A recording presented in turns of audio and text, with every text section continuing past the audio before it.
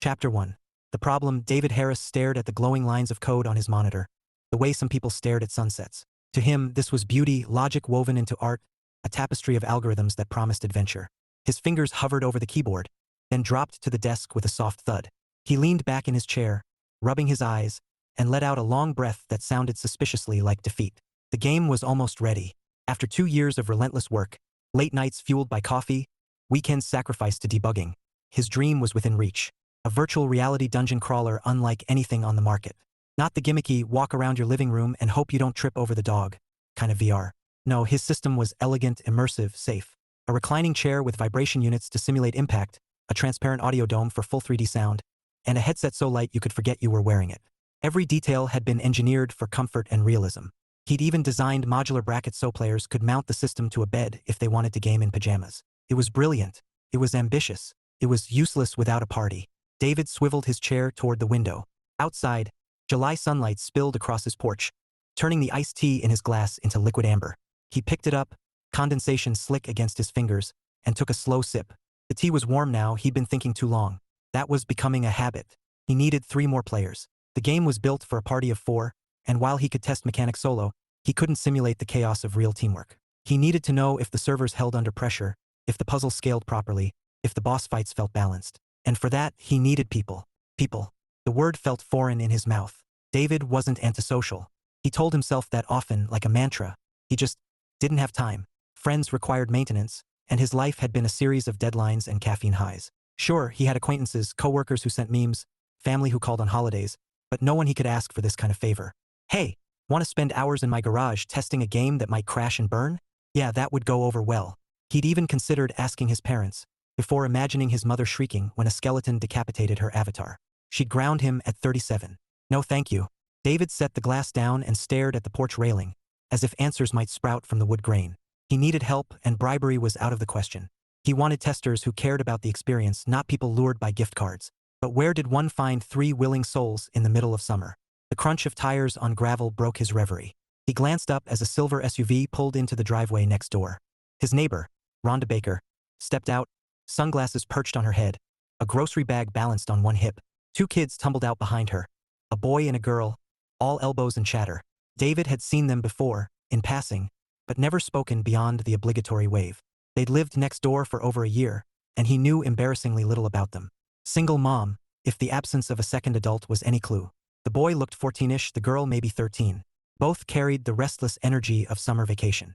David watched as Rhonda wrestled another bag from the trunk, her ponytail swishing like punctuation. She was pretty. Not in the airbrushed way of magazine covers, but in a warm, approachable way that made him think of laughter and cinnamon rolls. He blinked, startled by his own thought, and shoved it aside. This wasn't about her. This was about the game. Still 3 people. Right there. His pulse ticked up. Was he really considering this? Marching over like some desperate developer, begging his neighbor to play video games? He imagined the conversation and winced. But then he imagined the alternative: weeks of stalled progress, the project languishing because he couldn't test the final build. That was worse. David stood, smoothing his t-shirt like it mattered, and crossed the porch. The sunlight hit him full in the face, and he squinted, wishing he'd grabbed sunglasses. Too late now. He descended the steps, rehearsing an opening line that didn't sound like a hostage negotiation. "Hi," he called, voice cracking slightly. "Perfect. Need a hand?" Rhonda turned, surprise flickering across her features before settling into a polite smile. "Oh, hi. Sure, thanks." David took the bag she offered, the weight of produce grounding him. "No problem," he said, following her up the walk. The kids trailed behind, the boy juggling a loaf of bread like a football. Inside, the kitchen smelled faintly of citrus and something floral. David set the bag on the counter, then cleared his throat. "So, this is going to sound weird," he began, and immediately regretted those words. "Great start, Harris. I have a favor to ask. Big favor. And it's totally okay to say no." Rhonda arched a brow, curiosity tempered by caution. "Okay." David launched into his explanation, stripping away jargon until the concept sounded almost simple. A virtual reality game, a safe and immersive setup, a need for testers.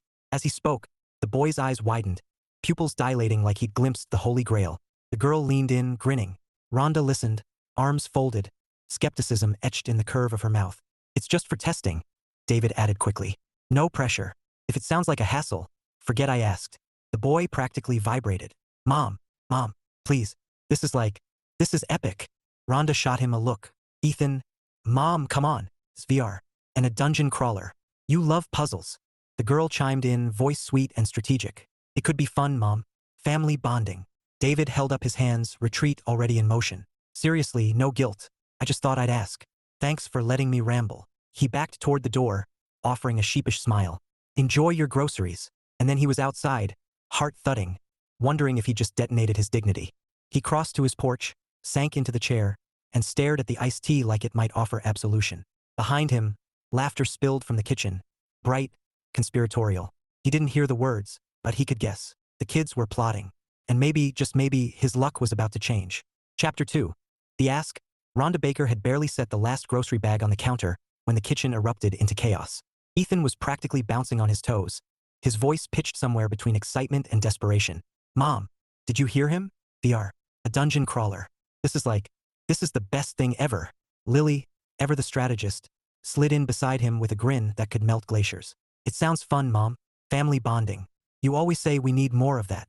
Rhonda raised a brow, pulling a carton of eggs from the bag with deliberate calm.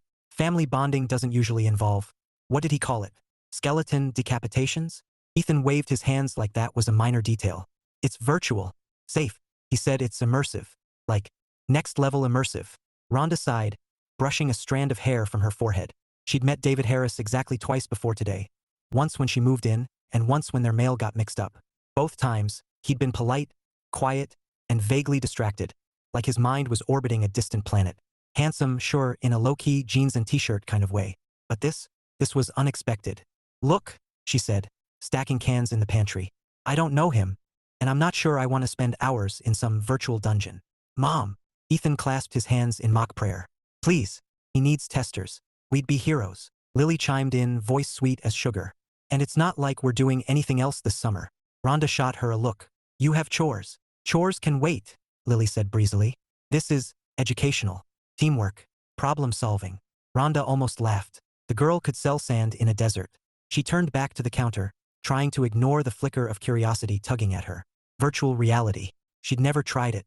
And the way David had explained it, his voice low, careful, like he was offering a secret, there'd been something earnest there. Something that made her want to trust him. Mom, Ethan said again, softer this time. You work so hard. You deserve to have fun. That landed like a pebble in her chest, rippling outward. Fun. When was the last time she'd done something just for the sake of it? Between work, bills, and raising 2 teenagers, her life had become a series of lists. Groceries, deadlines, laundry, repeat. She exhaled slowly. I'll think about it. Ethan hooped like she'd signed a treaty. Lily clapped her hands. Rhonda shook her head, smiling despite herself. They were relentless, these two. And maybe it wouldn't hurt to say yes. David, meanwhile, was pacing his living room like a man awaiting a verdict. He'd replayed the conversation a dozen times, cataloging every awkward syllable. This is going to sound weird. Why had he said that? He should have led with something normal, like, nice weather we're having. Not that he was any good at small talk. His brain was wired for logic, not charm. He glanced at the prototype chair in the corner, sleek and futuristic against the backdrop of his modest home. The audio dome gleamed under the light, a promise of worlds waiting to be explored. He wanted to share that promise, not just because he needed testers, but because, if he was honest, he was tired of exploring alone. The knock came just as he was debating another glass of iced tea. He froze, heart thudding, then crossed to the door. Rhonda stood there, framed by sunlight, her expression a mix of resolve and mild amusement. Behind her, Ethan and Lily hovered like eager satellites. So, she said, folding her arms. About that game. David swallowed. Yes, we'll do it, she said. On one condition. Anything, he blurted, then winced. Smooth, Harris. Real smooth. Rhonda's lips curved. No skeletons near my kids. At least not on level 1. David laughed. An unguarded, genuine sound that startled him. Deal. Ethan pumped a fist. Lily grinned. And just like that, David's summer tilted on its axis. Chapter 3. First contact. David had spent the better part of the afternoon transforming his garage into something that looked less like a tech lab and more like an invitation to adventure. The prototype chairs gleamed under soft LED strips, their contours sleek and futuristic. The transparent audio domes hovered like halos above each station, and the headsets rested on hooks, waiting like crowns for their players. He'd even vacuumed twice because nothing killed immersion faster than a dust bunny. When the knock came, David's pulse spiked. He opened the door to find Rhonda and her kids, bundled in casual summer clothes, sneakers squeaking faintly on the concrete. Ethan's eyes went wide the moment he stepped inside. Whoa, the boy breathed, spinning in a slow circle. This is like NASA meets Hogwarts. David chuckled, rubbing the back of his neck. Not quite that magical, but thanks. Lily darted toward one of the chairs, fingers grazing the armrest controls. It looks comfy, she said, then yelped when the vibration unit hummed under her touch. Okay, that's weird. Cool. But weird. Rhonda lingered near the doorway, arms crossed, her expression hovering between curiosity and caution. So, this is safe, right? Completely, David assured her. No running, no jumping. You stay seated the whole time. The vibrations simulate impact, but they're gentle. Think, massage chair with attitude. That earned a laugh from Rhonda, warm, unguarded. And David felt something loosen in his chest. He gestured toward the stations. Each chair has a headset, audio dome, and controls. The armrests hold the primary joysticks and a mini keyboard for secondary commands. You'll feel like you're in the game without risking a twisted ankle. Ethan was already halfway into his chair. Let's go. I call wizard. Archmage, David corrected automatically, then winced. Sorry. Habit. Rhonda smiled faintly. You really love this, don't you? David met her gaze, the question landing deeper than he expected. Yeah, he said softly. I do. The setup took an hour, mostly because Ethan kept trying to skip ahead and Lily insisted on customizing every detail of her avatar's hair. Rhonda, to her credit, listened patiently as David explained stats and abilities, though her brow furrowed at terms like mana pool and cooldown. So, she said, scrolling through options on her screen, I'm a priestess. Healer, David confirmed. You'll keep us alive. Rhonda smirked. Figures. Ethan chose Archmage, naturally, and Lily picked Bard, declaring she wanted to sing enemies into submission. David selected his usual, Holy Paladin, Terror of the Undead. Felt oddly comforting, like slipping into old armor. When the characters were finalized, David initiated the launch sequence. The audio domes pulsed with ambient sound, distant wind, the echo of dripping water, and the headsets flickered to life. Rhonda jumped when the chair vibrated, laughter bubbling out before she could stop it. Oh my gosh, she said, gripping the armrests. That's intense. Wait until the skeletons show up, Ethan crowed. Rhonda shot him a look. Level 1, remember? David grinned, fingers flying over the console. Welcome to the dungeon. The first moments were chaos. Ethan shouted spells like he was commanding actual lightning. Lily sang off-key battle hymns, and Rhonda kept asking if she could pause to check the map. David tried to maintain composure, but when Lily's bard tripped over a virtual stalagmite and Ethan accidentally set his own robe on fire, he laughed so hard he nearly fell out of his chair. Okay, Rhonda said between giggles. This is ridiculous. Ridiculously fun, Ethan corrected, blasting a goblin into pixelated dust. David watched her, and felt something shift. For the first time in years, his garage wasn't just a workspace. It was alive, humming with laughter and shared adventure. And as the dungeon walls stretched before them, David realized this was more than a test. It was the beginning of something he hadn't known he was missing. Chapter 4. Dungeon Bonds. The dungeon walls shimmered in shades of gray and green, moss clinging to stone like secrets. Water dripped somewhere in the distance, echoing through the cavernous halls. It was all illusion, of course, pixels and sound design, but Rhonda couldn't shake the feeling that she was really there. The headset was light, the audio dome whispering every creak and groan of the dungeon into her ears. Even the chair's gentle vibrations made her pulse quicken when a goblin's club glanced off her shield. Okay, she said, gripping the armrests. I think I just felt that in my spine. That's the immersion, David replied, his voice calm, steady. He sounded like a tour guide in a haunted castle. You're doing great. Rhonda laughed, breathless. I'm literally hiding behind a rock. That's called strategy, David said, and she could hear the smile in his voice. Ethan was less strategic. He charged ahead, hurling fireballs like confetti, shouting incantations at the top of his lungs. Lily trailed behind, strumming her bard's lute and singing a battle hymn that sounded suspiciously like a Taylor Swift chorus. Boost incoming, Lily announced, her voice ringing through the audio feed. You're welcome. David's paladin glowed with holy light, his sword cleaving through a skeleton with satisfying precision. Rhonda watched his avatar move, strong, sure, and felt a flicker of admiration. Not for the pixels, but for the man behind them. He was patient, guiding her through spells and cooldowns without a hint of condescension. When she fumbled a healing spell and accidentally buffed a goblin instead, he didn't laugh. He just said, no worries, happens to everyone. Everyone except him, Rhonda suspected. They cleared the first level after an hour of chaos and laughter. Ethan declared victory like he'd conquered Rome. Lily demanded a screenshot of her bard posing dramatically, and Rhonda felt lighter than she had in months. It was silly, really, pretending to fight monsters in a virtual cave, but it was fun. Pure, uncomplicated fun. David removed his headset, running a hand through his hair. It stuck up in odd angles, and Rhonda had the absurd urge to smooth it down. She looked away quickly, focusing on the console instead. That was, she searched for the right word. Wild. David grinned, and the sight caught her off guard. He didn't smile often, at least not the kind that reached his eyes, but now his whole face lit up, boyish and bright. You did great, he said. Seriously. Most first-timers panic when the chair vibrates. Oh, I panicked, Rhonda said, laughing. I just hit it better. Ethan flopped into his chair with a dramatic groan. When's level 2? Tomorrow, David said. If you're up for it. Rhonda hesitated, then nodded. We're up for it. David's gaze lingered on hers for a beat too long, warm, grateful. Something else she couldn't quite name. Then he looked away, busying himself with shutting down the system. Rhonda exhaled slowly, her pulse doing strange things. She told herself it was just the adrenaline, just the game. But as they stepped out into the golden spill of evening light, Rhonda wasn't sure she believed that. Chapter 5.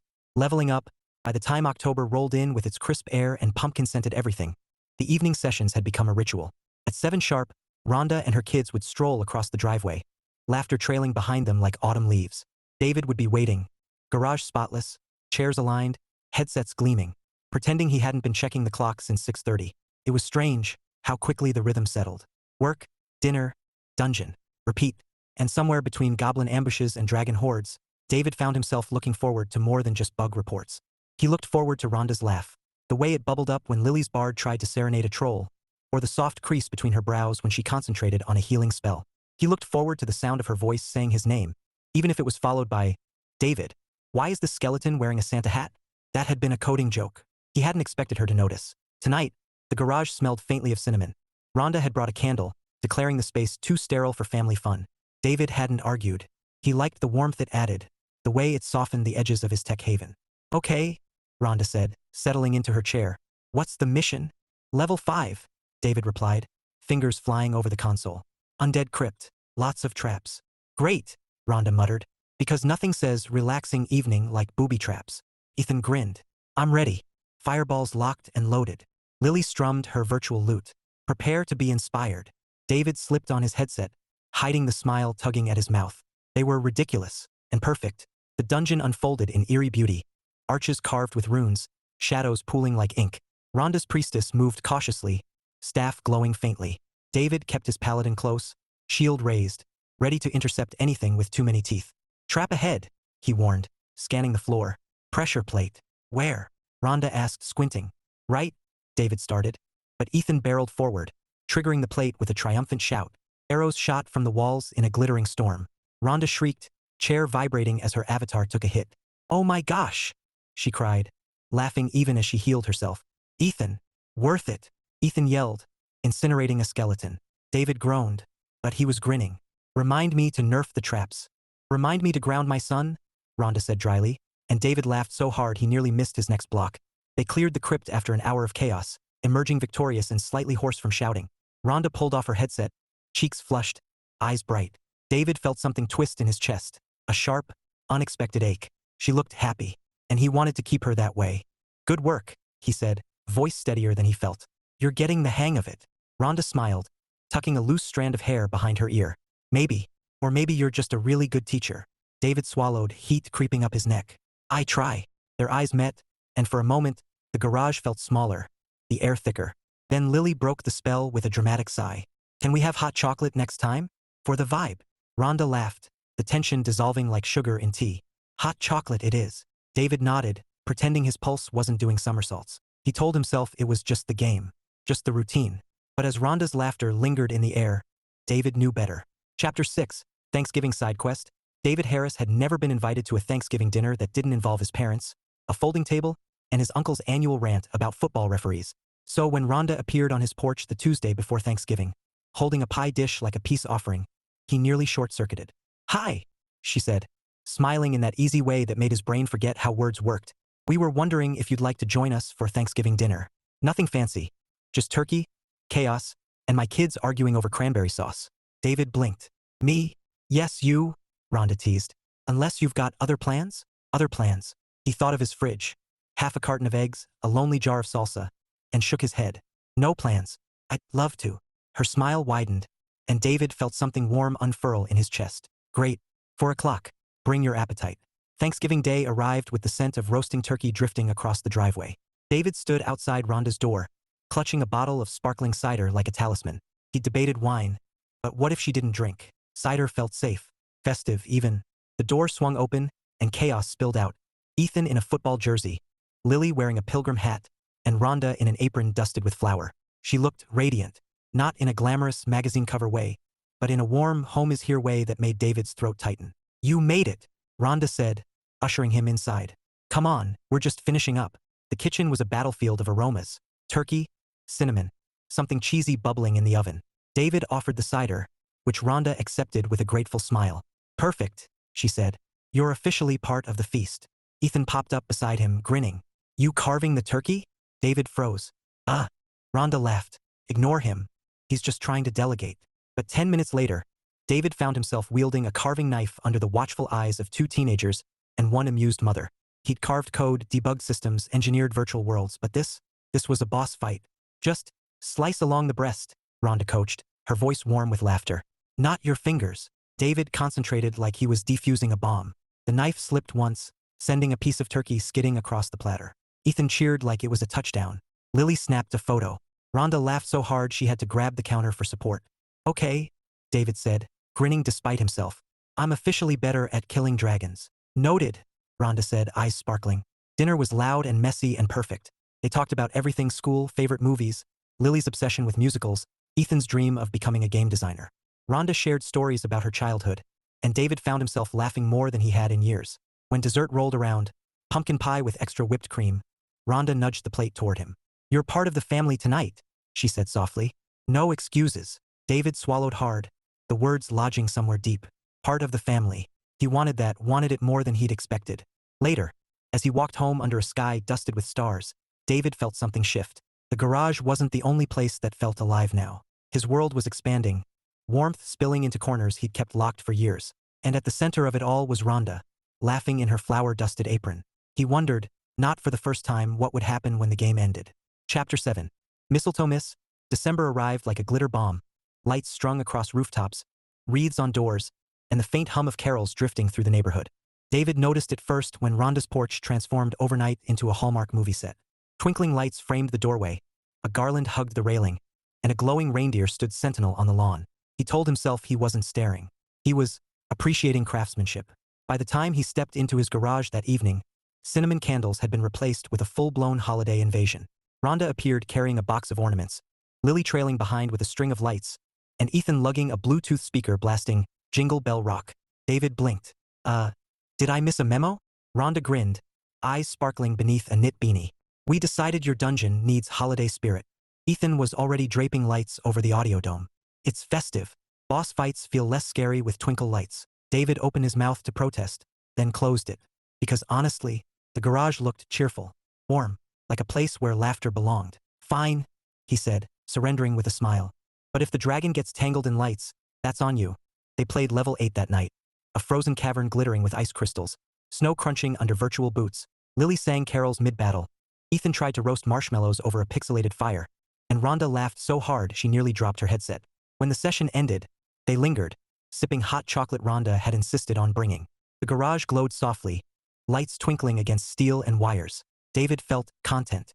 More than that, he felt alive. Rhonda stood near the doorway, adjusting her scarf. "Thanks for tonight," she said, her voice warm. It's been good for us." David swallowed, words tangling in his throat. "It's been good for me too." Their eyes met, and for a heartbeat, the world narrowed to that single point of connection. Then David noticed it, the sprig of mistletoe dangling from the garland above the door. His pulse spiked. Did she see it? Should he say something? Move closer? Rhonda glanced up, lips parting slightly. For one dizzy second, David thought, maybe, "Mom!" Lily's voice shattered the moment. "Can we stop at the store? I need glitter for my bard costume." Rhonda laughed, stepping back. "Sure, honey." David exhaled, the mistletoe swaying like a smug little gremlin. He managed to smile. "See you tomorrow?" "Tomorrow," Rhonda said, her gaze lingering just long enough to make his heart trip over itself. And then she was gone, leaving David alone with twinkle lights, cocoa mugs, and the echo of what almost happened. Chapter 8. Boss Battle and Feelings. The dragon's roar shook the cavern like thunder, reverberating through the audio domes until Rhonda felt it in her bones. Her chair vibrated in sync, and she gripped the armrests, heart pounding. On screen, the beast unfurled its wings, each scale glinting like molten gold, before spewing a torrent of fire that lit up the dungeon in a hellish glow. Shield up! David's voice cut through the chaos, calm but urgent. His paladin surged forward, holy light blazing as he intercepted the flames. Sparks danced across his armor, and Rhonda's breath caught. Not at the pixels, but at the man behind them. Always steady, always there. I'm healing, Rhonda shouted, fumbling for the right spell. Her staff glowed, energy flowing toward David's avatar. The vibration eased as his health bar steadied, and relief washed over her. Nice save, he said, warmth threading through his tone. Ethan was in his element, hurling fireballs like a pyromaniac conductor. Take that, you overgrown lizard. Lily strummed her lute, belting out a battle hymn that sounded suspiciously like jingle bells. Rhonda laughed even as she dodged a tail swipe, adrenaline fizzing through her veins. Why is the bard singing Christmas songs? David asked, deadpan. For morale, Lily declared. You're welcome. The fight stretched on, fire and frost, steel and spell, until finally, with a triumphant cry, David drove his sword into the dragon's chest. The beast let out one last earth-shaking roar before collapsing in a blaze of pixels. Victory music swelled, and the garage erupted in cheers. Yes, Ethan pumped his fists. We're legends. Rhonda pulled off her headset, cheeks flushed, laughter bubbling up. That was insane. David removed his own, running a hand through his hair. It stuck up in wild angles, and Rhonda had the absurd urge to smooth it down. She looked away quickly, focusing on the console instead. You were amazing, David said, his voice softer now. Really? Rhonda met his gaze, and something flickered there. Something that made her pulse trip over itself. Gratitude, yes. Admiration. And maybe something more. Thanks, she murmured, tucking a strand of hair behind her ear. But I think you carried us. David smiled, boyish and bright. Team effort. Their eyes held for a beat too long, the hum of the audio domes fading into the background. Then Ethan broke the spell with a dramatic groan. Can we do another boss tomorrow? David chuckled, tearing his gaze away. Tomorrow. Later, when Rhonda and the kids had gone, David lingered in the garage, staring at the empty chairs. The victory music still echoed faintly in his head, but his thoughts were elsewhere. On Rhonda's laugh, the warmth in her eyes, the way her voice softened when she said his name.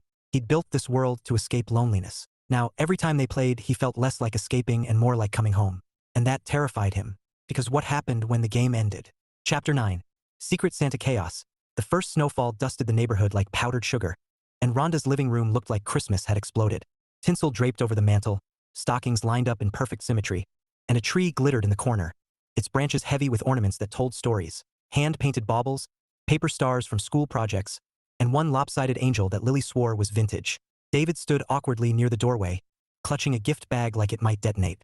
He'd been invited, again, and he'd said yes because saying no felt impossible now. Rhonda's smile had that effect. Welcome to chaos, Rhonda said, sweeping past him with a tray of cookies. Her sweater was red with tiny snowflakes stitched across the front, and David had to remind himself to breathe. Looks festive, he managed, taking in the scene. Ethan was wrestling with a string of lights, Lily was humming carols, and the Bluetooth speaker was blasting rockin' around the Christmas tree like it had a personal vendetta. Secret Santa time, Lily announced, plopping a bowl of folded slips onto the coffee table. Pick your victim, David chuckled, easing onto the couch. He drew a slip and unfolded it. Rhonda. His stomach flipped like a coin. Great, no pressure. The gift exchange was pure comedy.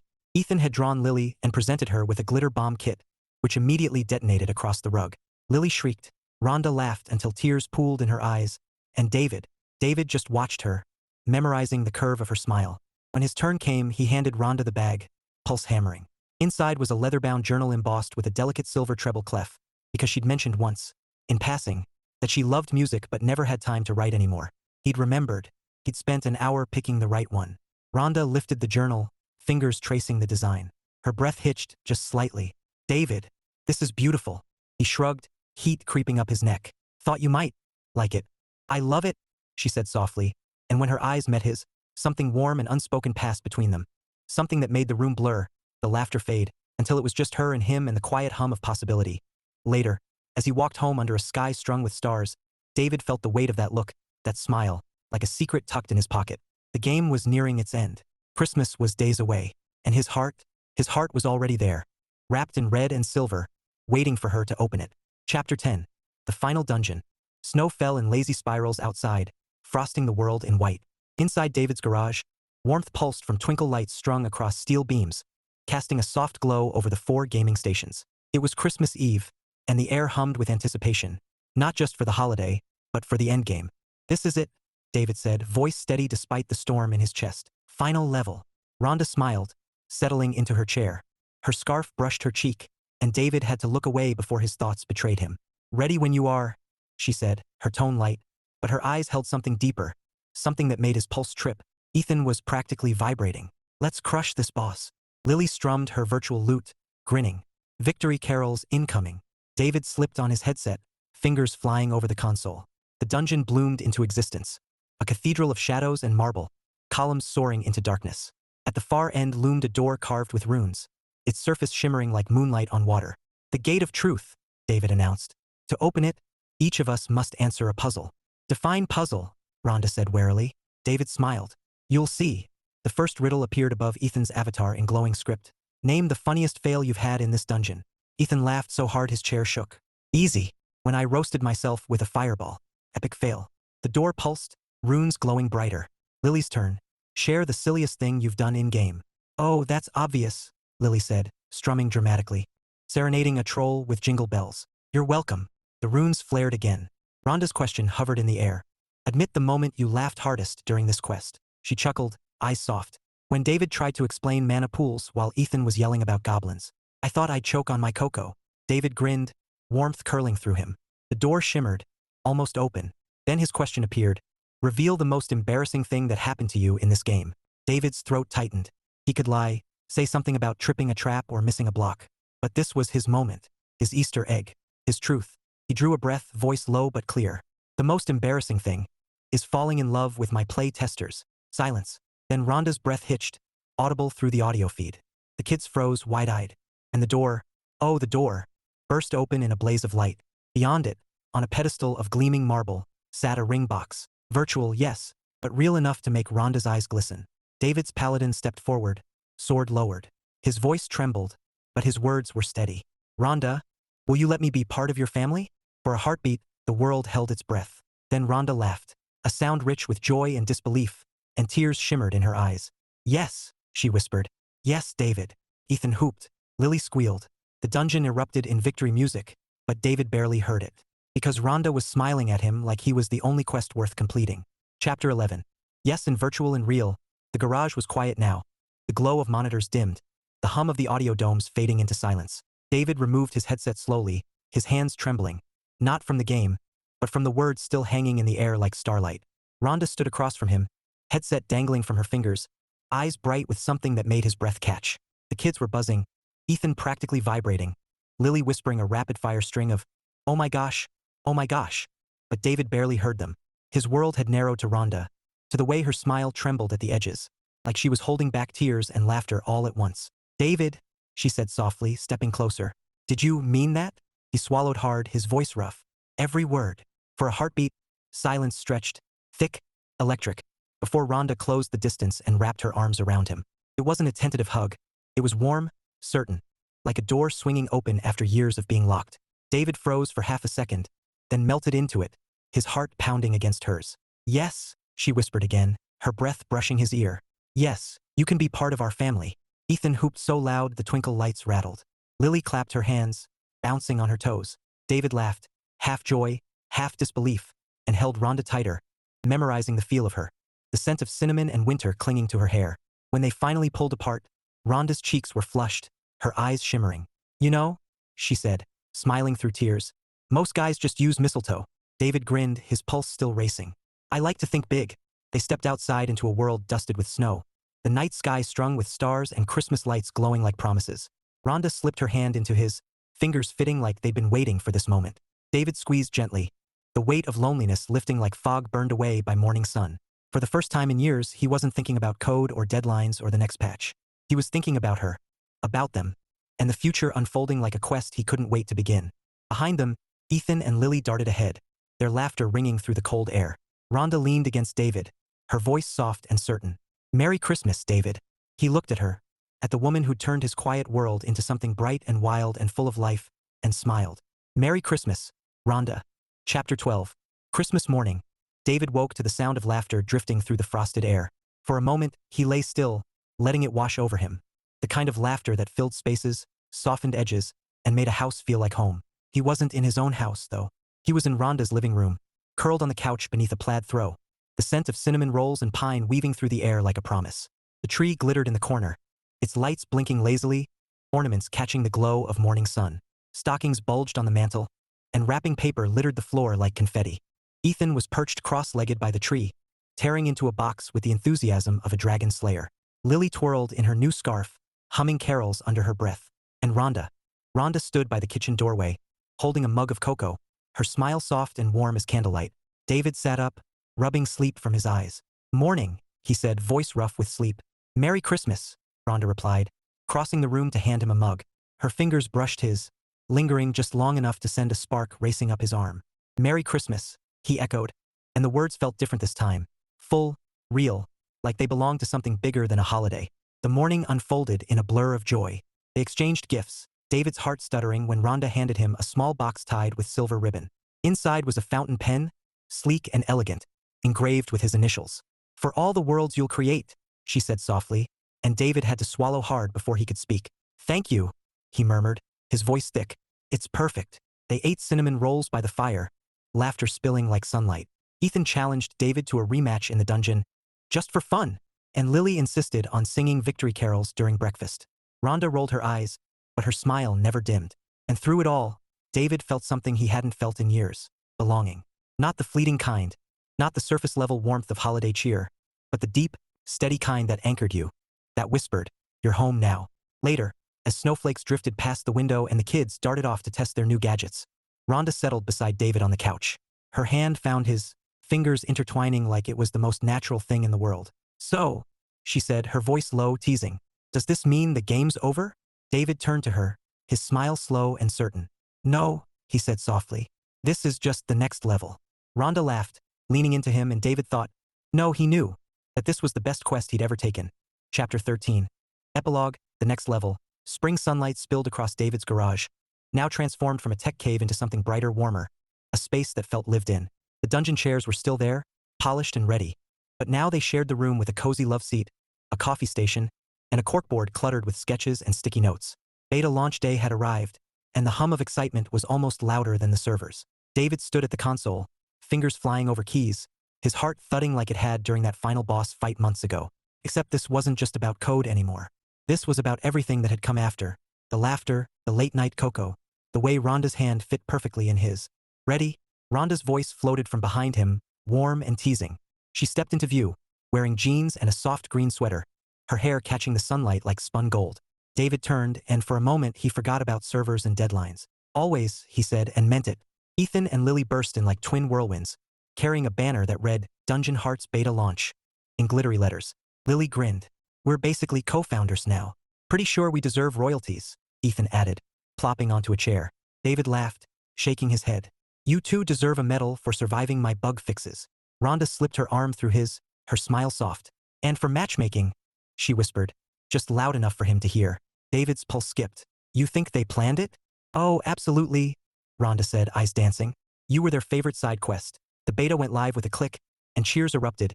Ethan fist pumping, Lily snapping selfies, Rhonda laughing as David pulled her close. Outside, the world was blooming, tulips nodding in the breeze. But inside, David felt something even brighter. A future unfolding like the best kind of game, full of adventure, laughter, and love.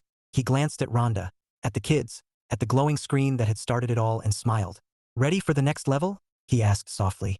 Rhonda squeezed his hand, her eyes shining. "With you? Always." And as the notifications rolled in, players logging on, quests beginning, David realized the truth. The greatest quest he'd ever taken wasn't coded in pixels. It was here, in this room, in this family, in this life he'd almost missed. Game over? Not even close.